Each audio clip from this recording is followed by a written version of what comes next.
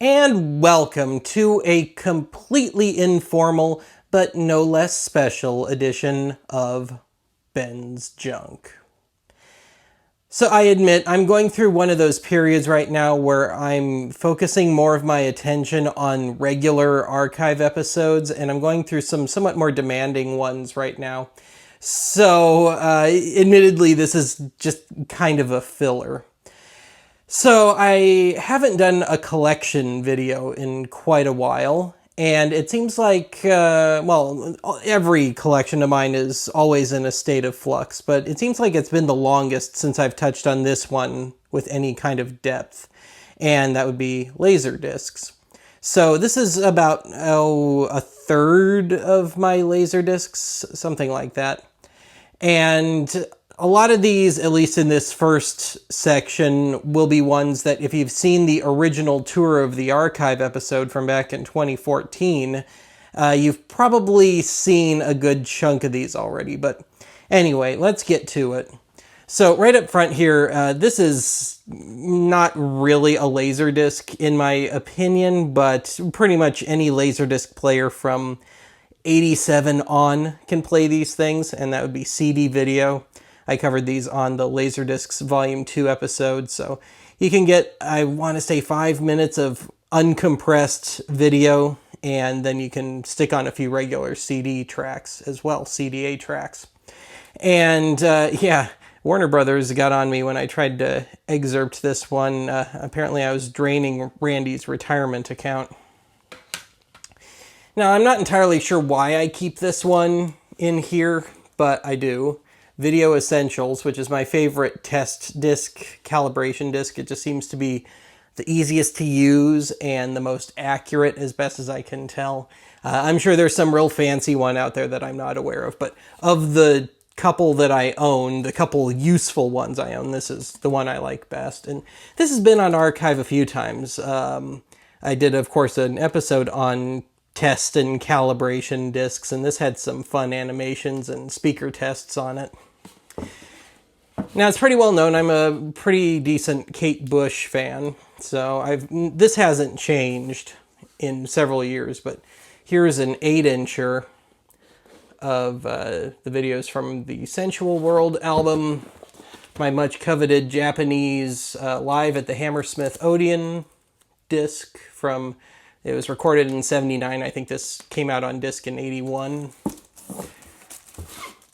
And not all of her stuff made it to America, but I have what I can on NTSC, because we never did get the multi-region Laserdisc players over here. Now, this one holds a good special place in my heart. Pink Floyd, Live at Pompeii. And I bought this on videotape, VHS, when I was 13 or 14 years old. And I just loved it. And I played it right into the ground. And I've still got the tape, but if you tried to play it now, it would be a little glitchy, a little spazzy. And so when this came out on DVD in 06, I believe, I jumped on it. And then I think, like most Pink Floyd fans, they put it in their DVD players and they found that the whole thing had been kind of redone. Like there was all this new NASA footage and stuff in there. So if you wanted the original, I guess this would be the 1974 cut. It's originally 72, expanded in 74. This is the only way to get the 74 cut, as far as I know. VHS and Laserdisc and possibly Beta. And it took until just in the last year or two before I finally found a copy of this, because when this came out on DVD and everybody realized what the original director had done, yeah, the aftermarket value just went right through the roof of old copies, and it took forever for the price to come back down again. And even then, the seller kind of overgraded this one, if you know record and Laserdisc collector speak. It's not quite as good a condition as they claimed, but I'm still happy to have it, and it plays just fine. I just, you know, for cosmetic reasons, I wish it were a little better. The disc itself, the cover is in excellent shape. Now, I've got a small number of 8-inchers here, general ones. This is a fairly recent one, acquisition. Stevie Nicks, I Can't Wait. Yeah, if you like her, you'll like it. If you don't, you won't. Kim Carnes.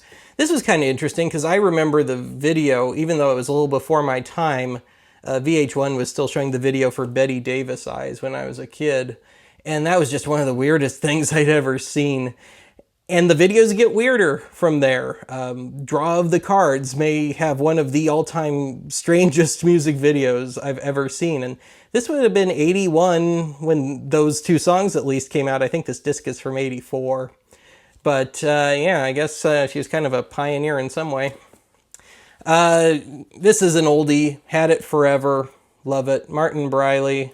When I did my 10 favorite albums episodes, I know I mentioned him. I mentioned his Fear of the Unknown album. There are no videos from that album, but there's videos from his subsequent 2 albums, and those are rounded up here.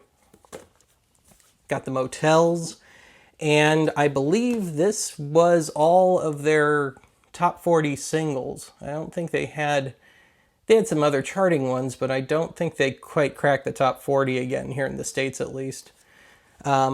Yeah, and the quality on these 8-inchers is kind of hit and miss. Like, it seems like this one's kind of on the fuzzy side, if memory serves. This is an oldie, Roseanne Cash, which was which I bought new. There was some sort of deal going on at Laser Blazer, and no, I did not pay $23.98 for it, but they had something going on to the effect of buy 3, get 1 free, and I had some other ones that I wanted, and or I had 3 that I wanted, and I was looking for that one to fill out.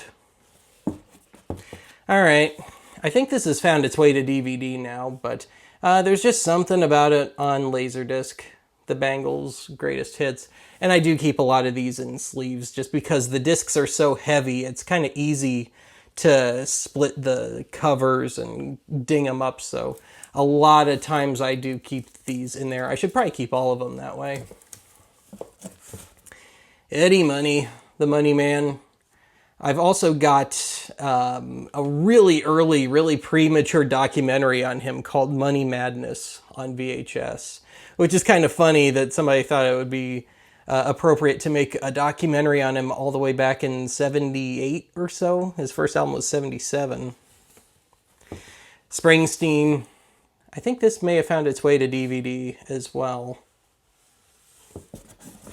Tears for Fears, Scenes from the Big Chair. So everything about their songs from the Big Chair album. I don't think it has anything from prior to that, if memory serves.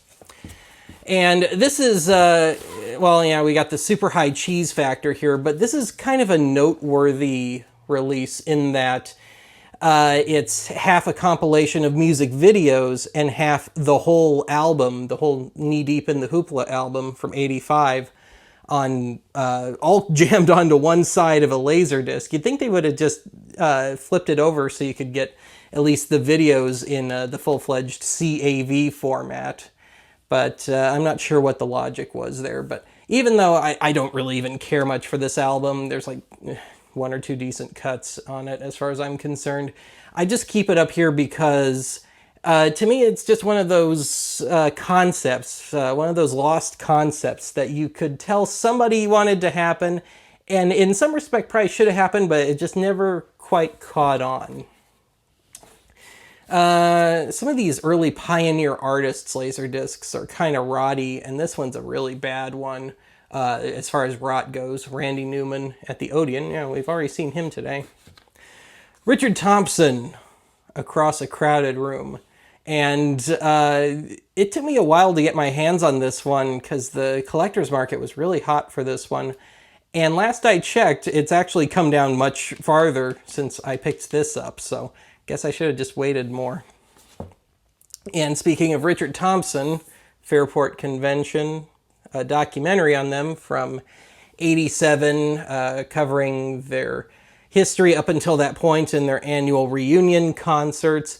And it's kind of funny listening to attendees of, I think it was the 86 Cropredy Festival, I think I pronounced that right, where they're talking about, oh, these bands like Duran Duran will never last. And that's debatable. When you reach a certain point of fame, it just kind of sticks no matter what. Okay, Laurie Anderson, Home of the Brave, which, just one of those strange artists that I have to be in the right mood to listen to and certainly to watch. She was known prior to her music for doing some pretty long performance art pieces. I think she did one that was like 6 hours long in the 70s. Now, this one is truly near and dear to me, Woodstock. And not in that, I mean, the movie is fine if you like the music, which I do. But this was only the second or third Laserdisc I ever bought. When I got my first Laserdisc player in '02, just as Laserdisc players were going away, I was just looking around on Fleabay looking for just the cheapest ones out there that looked cool. And I think the shipping was more than the disc. But yeah, there's better copies of this, and it's been remastered several times and done much better since this, but I just can't bear to part with it. Now, I grew up in the era when VH1 would show stand-up comedy on Friday nights, and Comedy Central still did a lot of stand-up, and so I saw a ton of Gallagher growing up. And this one was probably my favorite, even though I didn't really grasp the verbal humor back then. The name is no accident. He just goes completely over the top on this one. And it's kind of dated, but again, it's a nostalgia thing. And this is actually my second copy. The first time I tried to buy this on disc, it got smashed, crashed in shipping, and it was cracked. So, but I found believe it or not, a new old stock copy, and it was not too expensive. And then here's one that's just never found its way to home video beyond this initial release, as far as I know.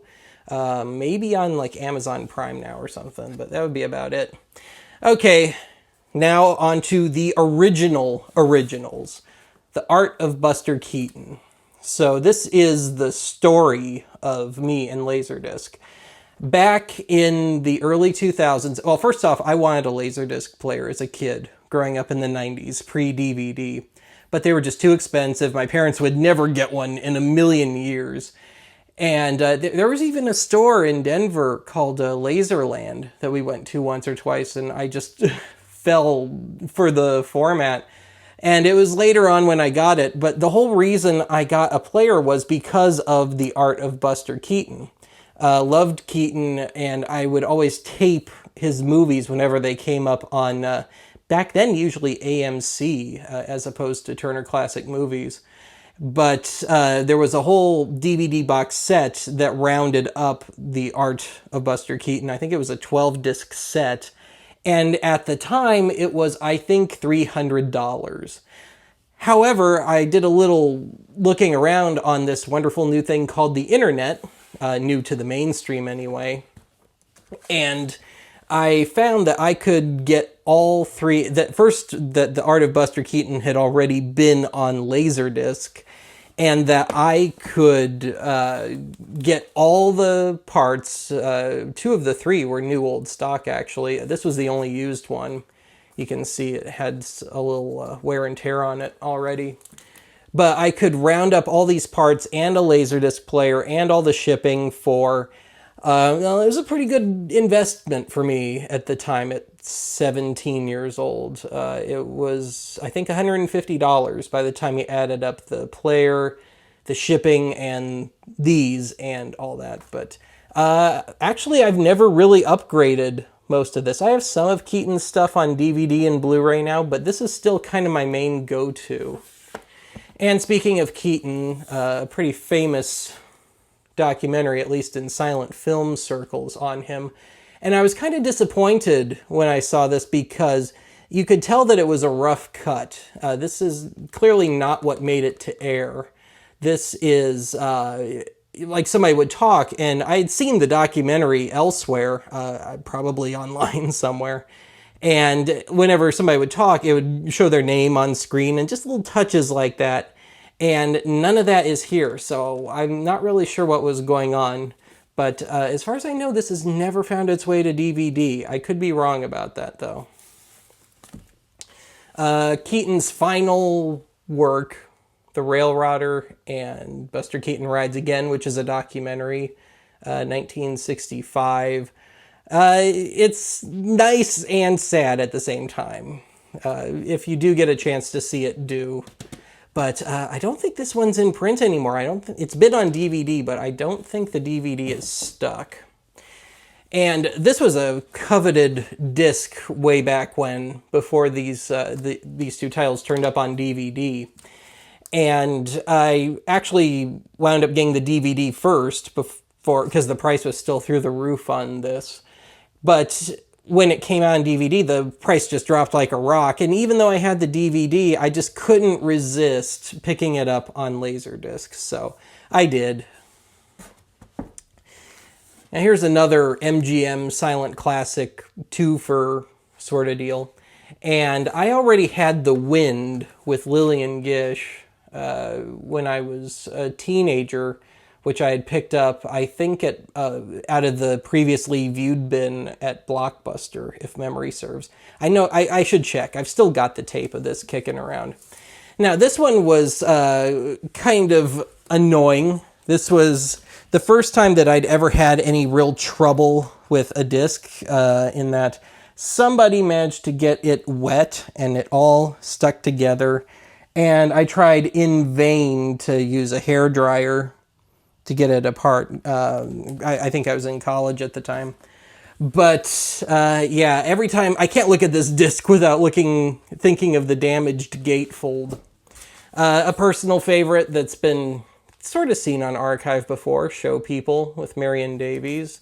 And this is on, I think, what is that called? The Archive Collection, Warner Archive Collection now. But when I got this, I had just started working on stage and theater crews. And what I did with my first paycheck, or at least part of it, was I coughed up the $50 or so that this was fetching on the collector's market at the time. If you've seen my music career episodes, you have probably heard of this one, A Woman of Affairs, with Greta Garbo and John Gilbert. And I bought this on VHS in the early 2000s as VHS was going away. And I picked up a whole bunch of movies really cheap at the time on closeout. But I don't think this has ever made it to DVD, at least not as of the last year or two. And so when I saw a copy of this finally turn up on Fleabay, just at any price, I jumped on it.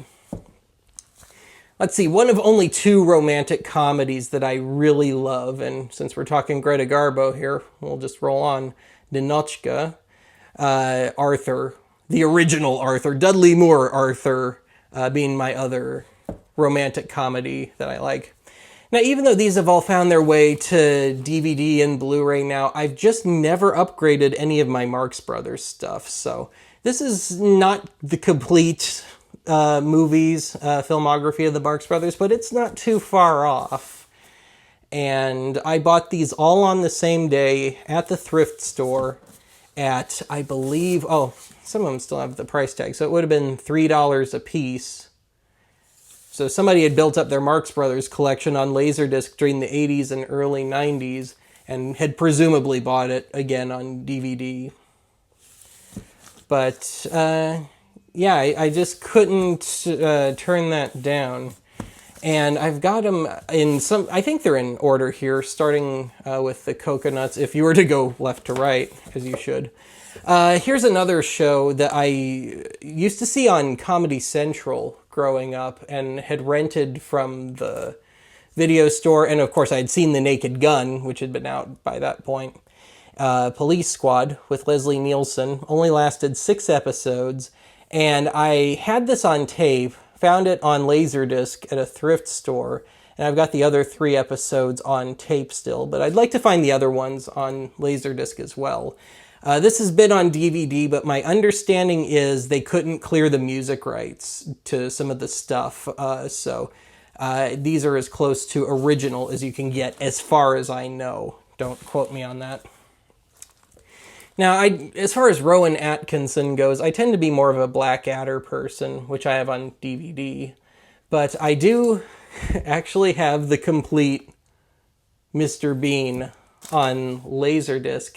And these, I believe, are the ones that aired here in the States. His stuff aired a little differently over here.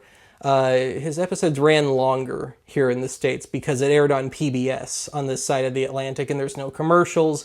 And so they were throwing in otherwise deleted footage into the episodes. And as best as I recall, everything seems to be the ones that I, at least, grew up watching.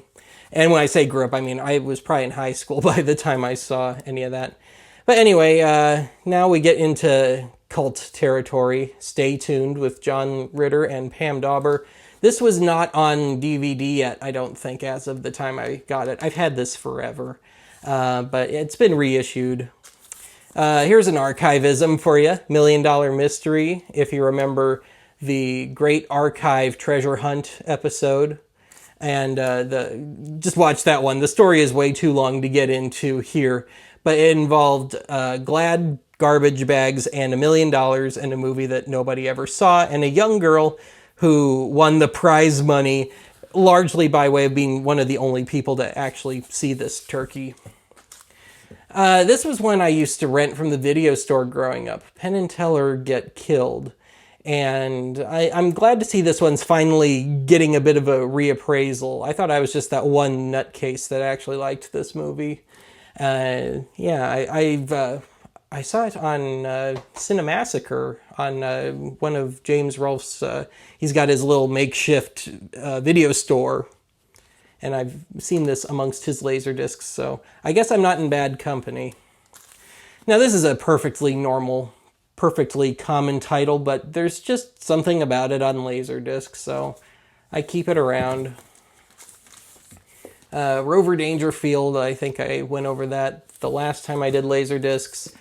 Now, I had, I think, all the Rocky and Bullwinkle VHS tapes growing up. They just seemed to always be in the clearance bin at Best Buy when I was growing up, like $2.99 a piece.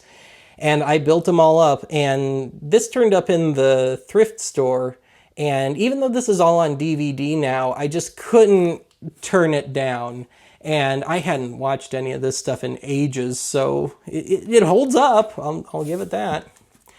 A definite childhood favorite that I've been over before. Tiny Toon Adventures, How I Spent My Vacation, direct-to-video. And had this on VHS, still have it. VHS is completely trashed. And I know this is on DVD now, but I've just never felt a need to upgrade beyond that. Got some Looney Tunes. There's just something nice about Warner Brothers cartoons on Laserdisc, and I can't put my finger on it.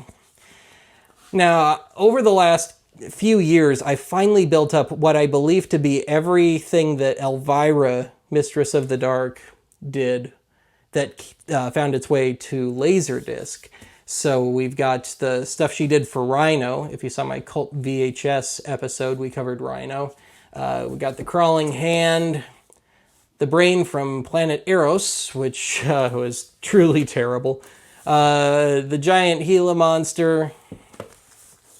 My personal favorite, Ega, one of those rare so-called bad movies that I actually genuinely like and that I can watch without the help of MST3K or any just help. And then the only one of the old Thriller video ones to come out on Laserdisc, as far as I know, The Monster Club. Very tacky, early 80s anthology type film. Like if you've seen the original Tales from the Crypt movie from the 70s, not the TV series.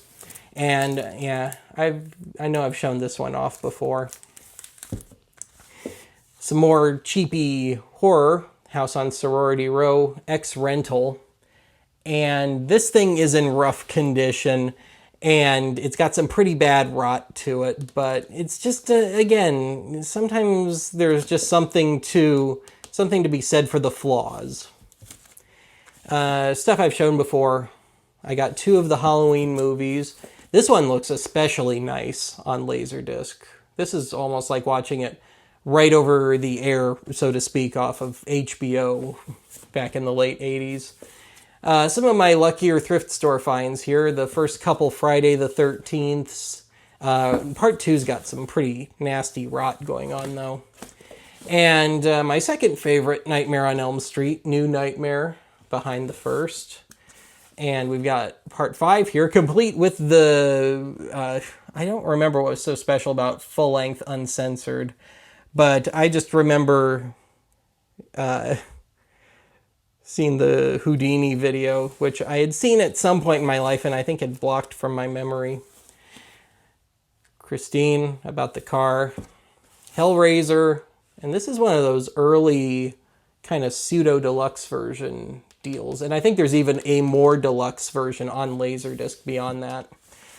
Paul Simon, this has found its way, One Trick Pony, this has found its way to DVD now, or at least as of a few years ago as part of the Warner Archive collection, but boy, this movie was hard to find for years and years. Carrie, which, Criterion Carrie, which I've got on DVD now, but, you know, it's nice here. Childhood favorites, Don Knotts, had both of these on VHS as a kid, sold them to try and raise money for an album I was recording 15 years ago or so.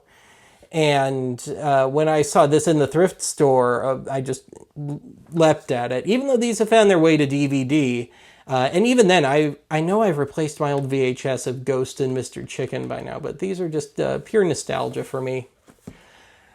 Now, this is noteworthy, Dracula, and I've got Disco Visions all over, but I believe this was the first movie to be commercially released on Laserdisc, one of the launch titles from December of 1978, back when Laserdisc was only available in Atlanta, Georgia.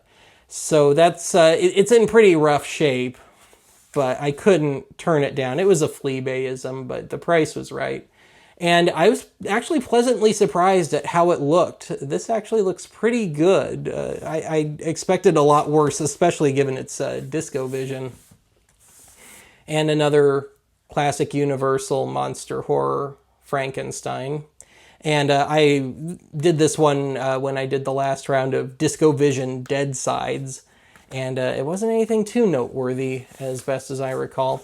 And I should note that this was repackaged a few times. This only lasted on as long as, not quite as long as Disco Vision did. I think Disco Vision ended the name in 81.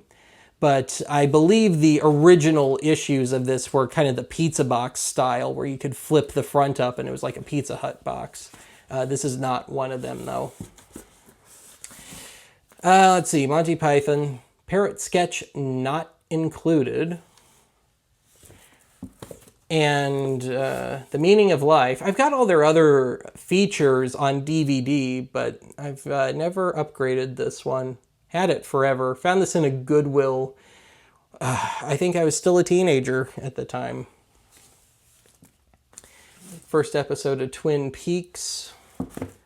David Lynch, more David Lynch, Blue Velvet, which I saw on Blu-ray actually recently. And the big box set of Nightmare Before Christmas. And this is one of those big-time Disney, yeah, I'm not going to censor that word this time, big-time Disney things where they threw in the big book and animation cells, or at least reproductions of, and all sorts of goodies, lots of bonus features, commentary, the whole ball of wax. And I think it's all found its way to DVD now, the paper material notwithstanding.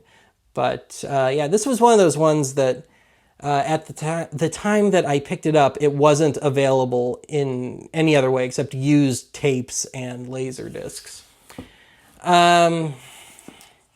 It's a mad world. The attempt at restoration from 91, they found more of the missing footage. This had a whole bunch of missing footage between the 60s and early 90s. because it got cut way down for wide theatrical release. But they found a lot more of the footage since then, and there's a Criterion Blu-ray of this now. But again, this was another one that I spent so much on I can't get rid of it. Abbott and Costello, could get it on DVD, but I just don't. And I've been very slowly picking away at these for years now. The Little Rascals sets, the old Cabin Fever sets that Leonard Maltin hosted. And I just found some really great deal on them on Fleabay. I think I paid maybe $30 for the whole lot, which is certainly less than the DVD. And there's different cuts of these, as I recall. But anyway, let's take a cut of our own here, and we'll dig through some more of these, if you're not bored to tears yet. Okay, still in the box that I moved with last year. So I guess I'll just have to pick them out here. This is my box of more common Laserdiscs and ones that have been upgraded, either to better condition Laserdiscs or other formats. So, normal stuff, common stuff like Young Frankenstein, Princess Bride, and that was a video store favorite of mine growing up, Police Academy 4, and never owned a copy until I found this in a thrift store bin.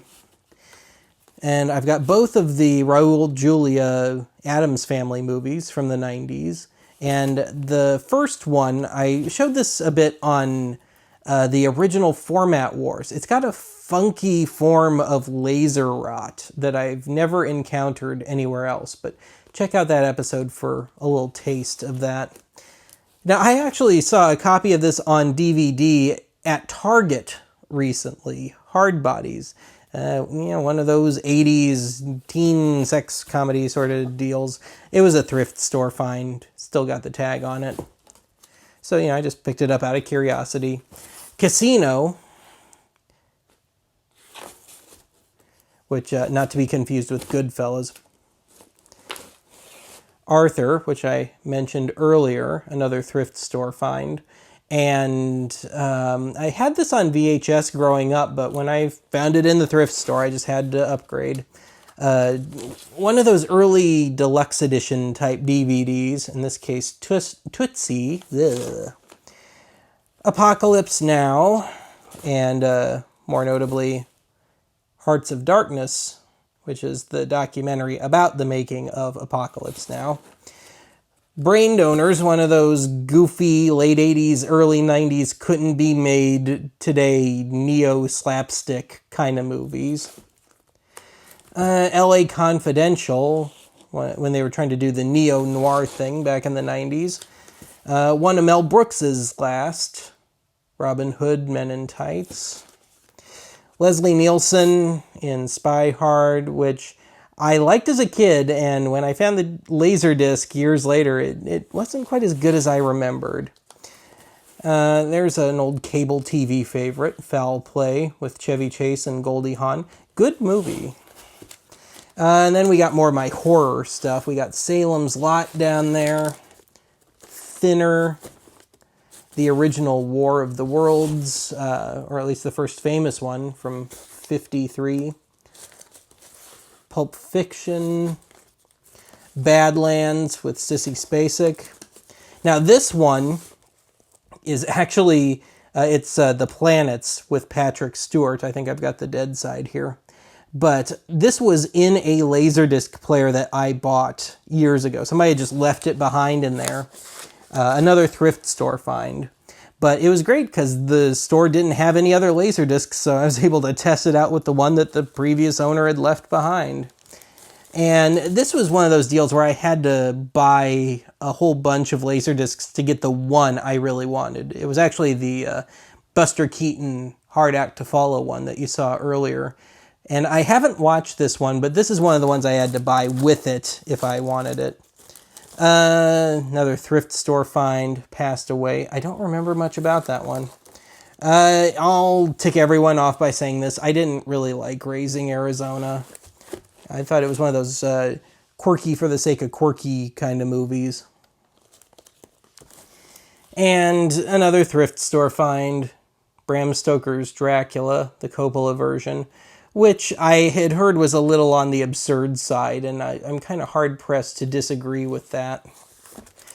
And this is part of that lot that I was mentioning just a minute ago, where I had to buy a bunch of discs to get the one I wanted, so that's another one from that lot. I remember that much. 2 copies of Annie Hall in my possession. The other is a very badly rotted early magnetic video issue, but this one's a lot cleaner. And here's that other copy of Melon Crazy that's broken. And I had totally forgotten that I had another copy of It's a Mad, Mad, Mad, Mad World. But the one that was on the other shelf was Frankensteined together, I guess you could say, because one of the discs on this original one had a really nasty scratch in it. Yeah, the big bad company. More Woody Allen, Manhattan, Aliens, and Alien, of course. And then back to bad 90s comedies like the Beverly Hillbillies, TV movie adaptation thing, Airheads. I saw this on Comedy Central about 1,000 times in the 90s and early 2000s. Weird Science, Good Morning Vietnam, and I think every person that owns Laserdiscs is required to have this one, Jurassic Park. I can't confirm it, but I think it's one of the best-selling Laserdiscs of all time.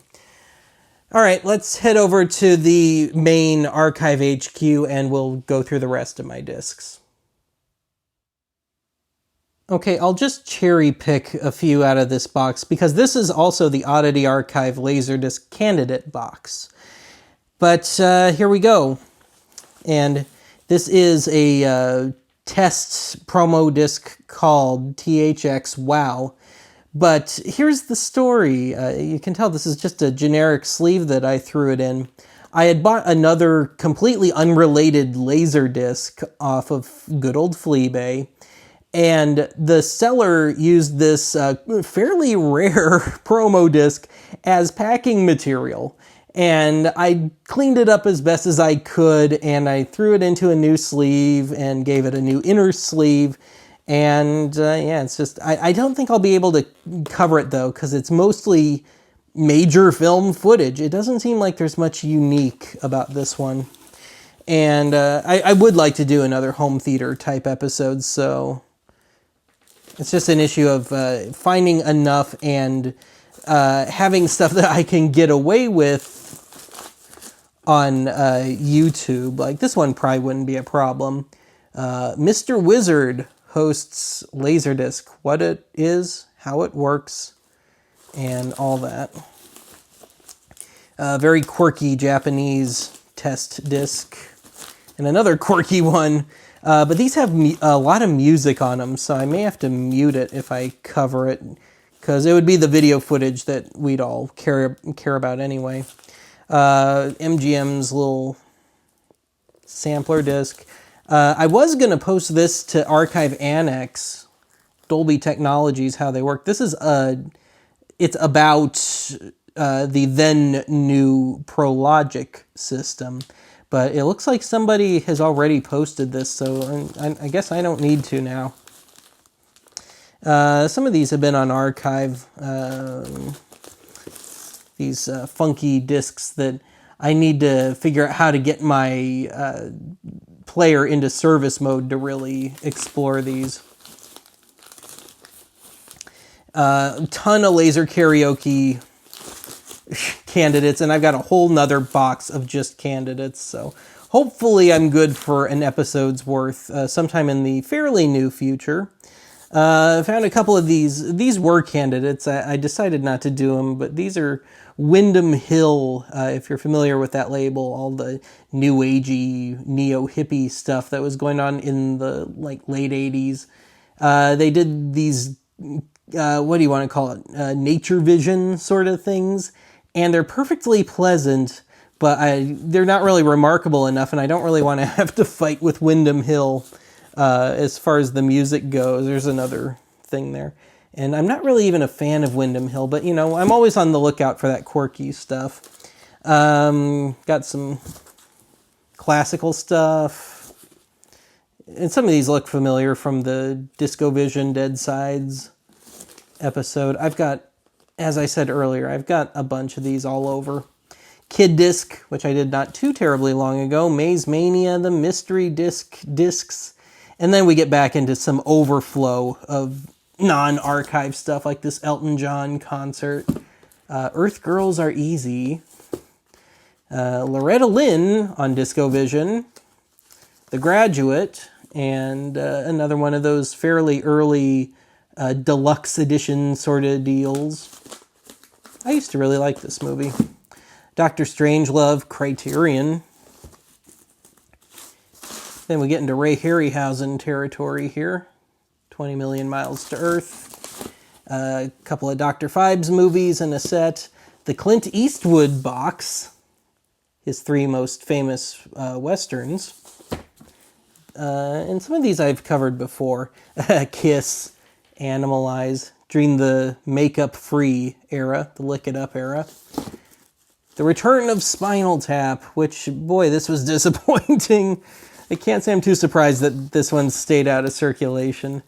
And I've got 2 copies of Neil Diamond, Love It the Greek. Not because I think it's great, but I just keep finding it in odd formats. So like my other copy's on beta, and it's a good stereo soundtrack, so it makes a nice thing to test sound out, especially since there's nothing, it's not the digital sound, for example, on Laserdisc. That wasn't quite there yet. And another Woody Allen. Okay, moving on. Okay, I do have more Laserdiscs beyond this batch here, but I think this is going to be it for today. This video's gone on way longer than I thought it would. That's what happens when you get me talking about much of anything collecting-wise, I guess. But this is from my little IKEA shelf here that I keep some of the archive's greatest hits on. Like, this is mostly, well, it's half record rip-offs on the left, and the right is stuff that I just need to transfer. Like the original mix of the first Alan Parsons Project album, and just stuff that I haven't had the time to transfer. But, and then I've got more records here, more archive favorites. This is where, like, the Happy Hamster is now residing. And I do keep some regular rock LPs in here, like this Slade album, just to have something to listen to, or just something to throw on, because the turntable's in here as well. The good turntable, but I keep most of my records in the other room with just a cheaper turntable. And I got my 78s and a few CDs and stuff just to have them. All of the archive's most infamous cassettes in there, like Hired Stud Will Travel, lives in this very appropriately tacky box. Some of my manuals and empty sleeves. But anyway, this is Laserdiscs. So this is not the complete laser karaoke stash, but it's most of them. It's certainly the important ones. So I could just flip through this for days and the covers wouldn't mean anything. You just have to kind of go back and watch those episodes again. And if you've never seen them before, maybe you should, because they can be at least some of my best, I think. So I'm just, again, just really flipping through this. This is from the first or second one. This is the one with the disembodied glowing head Macarena on it. And it really is cracked. I don't think that really showed too well in the episode. Here's the one with Kamustika on it, that everybody seems to think all the little response ahs are from the Laserdisc. No, I added those, of course. Let's see here. This one was a viewer donation that I covered, actually not in a laser karaoke episode, but just in the Christmas special last year.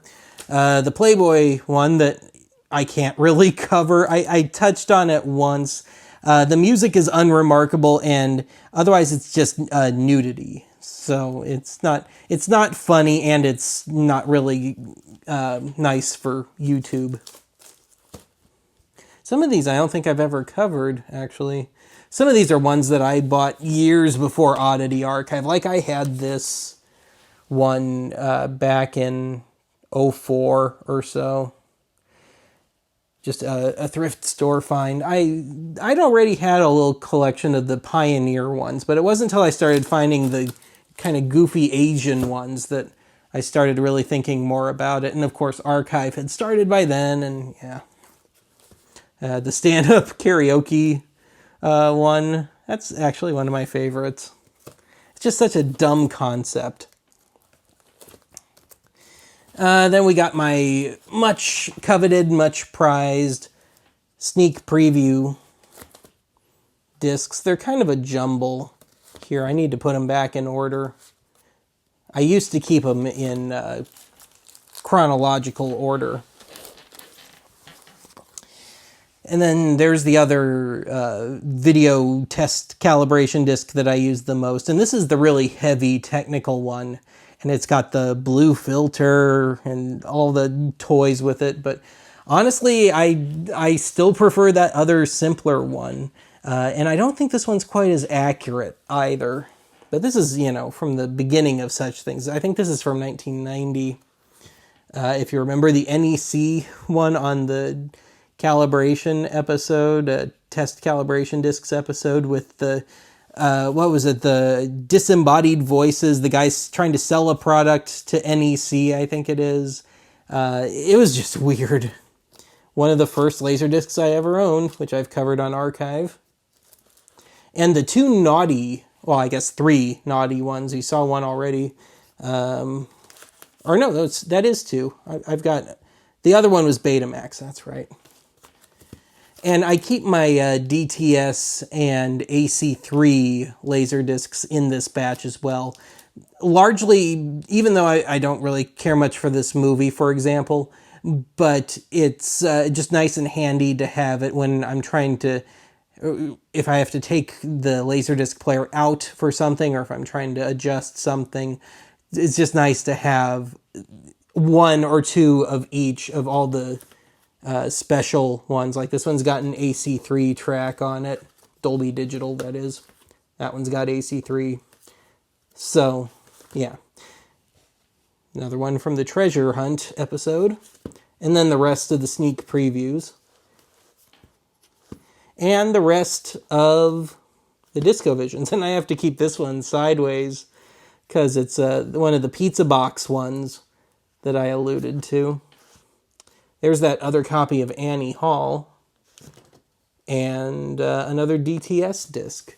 Now, as I said, I do have more, but I think I've spent more than enough time on this. So I'm just going to end it here. And if you made it this far, thanks for watching. And if you didn't, well, what could I say anyway? You wouldn't hear it. All right, I'll talk to you again soon.